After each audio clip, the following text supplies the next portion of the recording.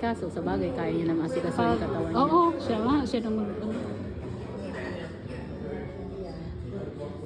Dapat pina-fried mo pala yung ano mo nang masyado, yung itlog, no?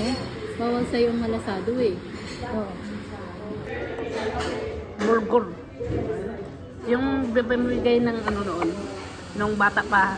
Oo, nung mga bata tayo. At yun yung time ko nga, May bulgur din nung time ko. pero, Saka trigo. oh yun diba, pamigay sa school. Oo. O ngayon, pang OA na daw. Tapos ito lang mga conversation natin, tapos i-upload ko doon sa Facebook. Hindi ka mga kachika-chika. Lagyan ko ng ketchup para mix.